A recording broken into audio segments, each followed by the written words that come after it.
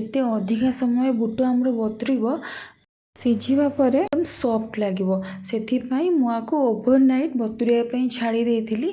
ଏଠି ପ୍ରଥମେ ଗୋଟେ ପ୍ରେସର କୁକର ନେବା, ସେଥିରେ ବୁଟକୁ ଦେବା, ଲୁଣ ହଳଦୀ ଟେଷ୍ଟ ହିସାବରେ ଦେବା ଆଉ ଦୁଇଟା ତେଜପତ୍ର ମୁଁ ଏଠି ପକାଇଛି। ଆକୁ ପ୍ରଥମେ ହାଇରେ ଗୋଟେ ହୁଇସିଲ୍, ଲୋରେ 3ଟା ହୁଇସିଲ୍ ଦେଇକି ସିଝିବା ପାଇଁ ଛାଡ଼ିଦେବା। ଏଠି ଗୋଟେ ମସଲା ୟୁଜ୍ କରିବା, ମସଲା ବାଟିବା ପାଇଁ ୟୁଜ୍ କରିବା, ଅଦା ରସୁଣ ଟମାଟୋ କଞ୍ଚା ଲଙ୍କା। ତାପରେ ଏଇଠି ବୁଟ ସିଝି ଯାଇଛି। ଦେଖନ୍ତୁ ଯେହେତୁ ମୁଁ ଓଭରନାଇଟ୍ ବତୁରେଇଥିଲି ସେଥିପାଇଁ ହୁଇସିଲ୍ ଦେଲା ପରେ ଏକଦମ ବଢ଼ିଆ ସେ ସିଝିଛି। ଏଠି ଗୋଟେ ମେନ୍ ମସଲା ଆମେ ୟୁଜ୍ କରିବା ଯେଉଁଟାକି ଡାଲଚିନି ଗୁଜୁରାତି ପାନମଧୁରୀ ଜିରା ଧନିଆ ଆଉ ଗୋଟେ ଶୁଖିଲା ଲଙ୍କା। ଏ ଲଙ୍କାଟା ବହୁତ ହି ରାଗ ସେଥିପାଇଁ ମୁଁ ଗୋଟେ ଲଙ୍କା ୟୁଜ୍ କରୁଛି। ଆକୁ ପ୍ରଥମେ ଟିକେ ଖାଲି ଭାଜିଦେବା, ବେଶୀ ଭାଜିବା ବି ଦରକାର ନାହିଁ। ଟିକେ ଭାଜି ସାରିଲା ପରେ ଆର ଗୋଟେ ପାଉଡ଼ର ମସଲା ରେଡ଼ି କରିଦେବା। ତ ଏଇଟା ହିଁ ଆମର ତରକାରୀର ମେନ୍ ଫ୍ଲେଭରକୁ ବଢ଼େଇଥାଏ। କାହିଁକିନା ଏଇଟା ଦେଲା ପରେ ଆଉ କୌଣସି ମସଲା ନ ପକାଇଲେ ବି ଚଳିବ। ଏଇଟା ୱିଦାଉଟ୍ ଓନିଅନ୍ ଗାର୍ଲିକରେ ବି ଏଇ ମସଲାଟା ୟୁଜ୍ କରିହେବ। ତ ଏଇଟା ଭାଜି ସାରିବା ପରେ ତାକୁ ଆମେ ଥଣ୍ଡା କରିଦେବା। ତାପରେ ତାକୁ ପାଉଡ଼ର ବନେଇବା। ପାଉଡ଼ର ବନେଇକି ସାଇଡ଼ରେ ରଖିଦେବା। ତାପରେ ସେମ୍ କଡ଼େଇରେ ଏଠି ତେଲ ନେଇଯିବା, ସୋରିଷ ତେଲ ନେଇଯିବା। ସେଥିରେ ଟିକେ କଲର୍ ପାଇଁକା ଚିନି ପକାଇବା। ତାପରେ ଏଠି ମୁଁ ଫୁଟଣ ଦେଉଛି, ପଞ୍ଚ ଫୁଟଣ ଫୁଟି ସାରିଲା ପରେ ସେଥିରେ ୟୁଜ୍ କରିବା ପିଆଜ ଭଲସେ ଭାଜିବା। ଏବେ ସେଥିରେ ଦେବା ହଳଦୀ ଆଉ କିଛି ଲଙ୍କାଗୁଣ୍ଡ।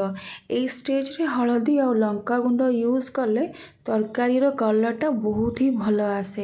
ସେଥିପାଇଁ ମୁଁ ସବୁବେଳେ ପିଆଜ ଭାଜିଲା ବେଳେ ହିଁ ସେଇ ତେଲରେ ହଳଦୀ ଆଉ ଲଙ୍କାଗୁଣ୍ଡ ୟୁଜ୍ କରେ। ତ ଏଇଠି ସେସବୁକୁ ଆଡ଼୍ କରିଦେବା। ତାପରେ ଟିକେ ଭଲସେ ଭାଜିବା।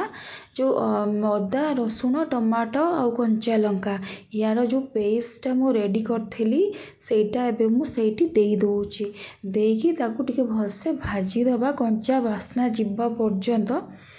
ତ ସେଇଟା ଗଲା ପରେ କଞ୍ଚା ବାସ୍ନାଟା ଗଲା ପରେ ଯେଉଁ ପାଉଡ଼ର ମସଲାଟା ରେଡ଼ି କରିକି ରଖିଥିଲି ସେଇଟା ଏଇ ଷ୍ଟେଜ୍ରେ ମୁଁ ଦେଇଦେଉଛି।